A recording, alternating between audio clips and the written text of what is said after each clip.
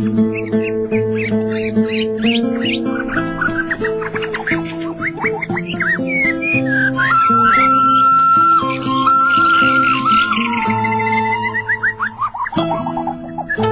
ya, jumpa lagi dengan saya Aswar dalam program Beda Buku Letting Go. Jadi teman-teman yang beli buku Letting Go lewat tim PCI itu akan mendapatkan beda buku secara keseluruhan per paragraf gitu.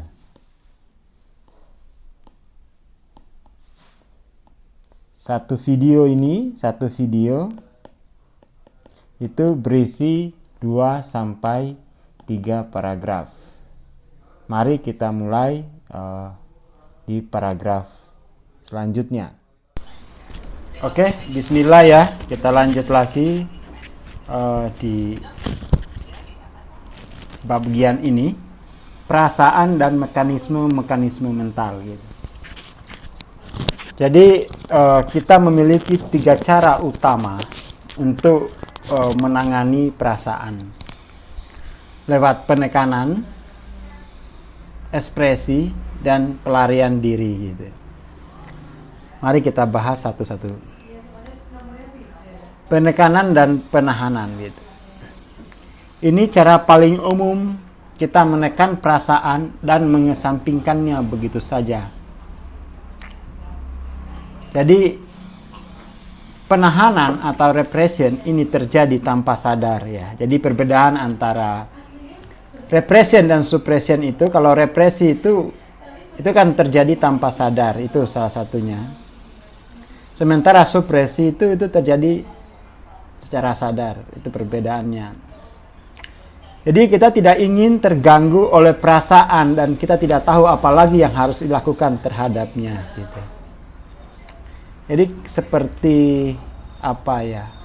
Jadi kayak kita menghadapi sesuatu yang kita tidak punya kemampuan untuk mengatasi itu. Maka ya kita mekanismenya ya biasanya yang represi ya atau supresi.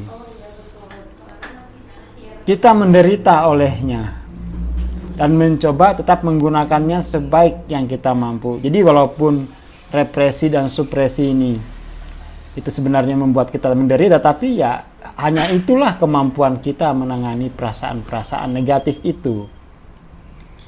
Perasaan-perasaan yang kita pilih untuk ditekan atau ditahan sesuai dengan program-program sadar dan bawah sadar yang kita dapatkan dari keluarga dan masyarakat sejak kecil. Tekanan dari perasaan-perasaan yang kita tekan dan tahan, kemudian kita rasakan sebagai ledakan ya, untuk lekas marah.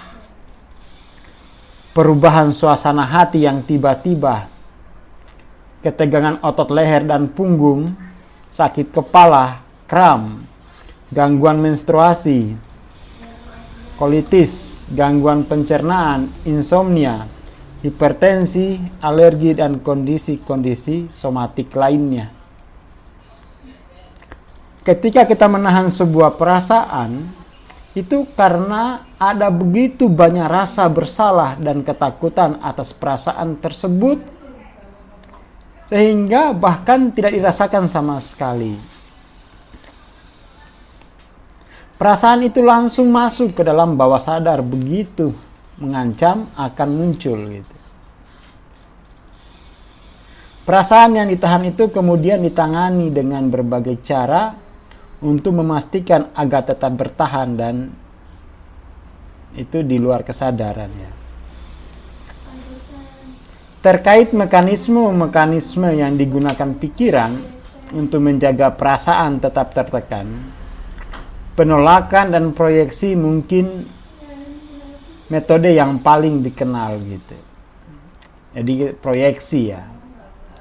Proyeksi bahwa menganggap eksternal itu sebagai penyebab perasaan kita. Dan ini cenderung berjalan dianggap dia ini normal kan, karena keduanya itu cenderung berjalan bersama dan saling memperkuat. Penolakan terhadap perasaan-perasaan itu menyebabkan muncul blok-blok emosional dan perkembangan gitu. Muncul blok-blok emosional. Biasanya disertai dengan mekanisme proyeksi. Proyeksi itu apa ya? Mencari sesuatu, mengambil sesuatu yang eksternal, mengambil bentuk, mengambil energi itu kemudian terproyeksikan sebagai sesuatu yang dari eksternal gitu. Karena rasa bersalah dan ketakutan, kita menahan impuls atau perasaan dan kita menolak kehadirannya di dalam diri kita gitu. Alih-alih merasakannya, kita memproyeksikannya ke dunia dan orang-orang di sekitar kita. Kita mengalami perasaan itu seolah-olah perasaan itu milik mereka, bukan milik kita. Mereka kemudian menjadi musuh dan pikiran mencari pembenaran untuk memperkuat proyeksinya. Kesalahan pun dilemparkan pada orang lain, tempat, lembaga, makanan, kondisi iklim, peristiwa astrologikal, kondisi sosial, nasib, Tuhan, keberuntungan, iblis, setan. Jadi ini kambing hitam nih intinya. Jadi proyeksi itu mekanisme bentuknya itu mencari kambing hitam. Jadi karena ketidakmampuan kita memahami perasaan-perasaan itu, maka pikiran itu menjalankan mekanisme proyeksi. Situlah kemudian kambing hitamnya bisa siapa saja gitu. Dan proyeksi adalah mekanisme utama yang digunakan di dunia saat ini. Ini menjelaskan semua perang, perselisihan dan kekacauan sipil. Apalagi ini pas Pilpres ya. Jadi semua itu salah Pak Jokowi. Semua salah presiden gitu. Bahkan kita didorong untuk membenci musuh agar bisa dikatakan sebagai warga negara yang baik. Kita mempertahankan penghargaan pada diri sendiri dengan mengorbankan orang lain. Dan pada akhirnya ini mengakibatkan gangguan sosial. Mekanisme proyeksi mendasari semua serangan, kekerasan, agresi, dan setiap bentuk kehancuran masyarakat. Jadi, mekanisme represi dan supresi ini itu terjadi dalam skala individu sampai skala dunia. Dan ini mungkin sering kita lakukan, bukan mungkin ya. Ini kan kemampuan alamiah untuk melakukan represi dan supresi ini. Karena ketidakmampuan kita memahami perasaan-perasaan itu. Ketidakmampuan kita memahami sifat dualitas dari perasaan-perasaan yang kita alami. Kebingungan itu kemudian ya diambil alih oleh mekanisme represi dan supresi. Gitu. Kebingungan pada apa yang sedang kita alami itu ya kemudian menjadi mekanisme represi dan supresi. Saya kira itu pada intinya ya. Nanti kita lanjut lagi di paragraf selanjutnya membahas ekspresi.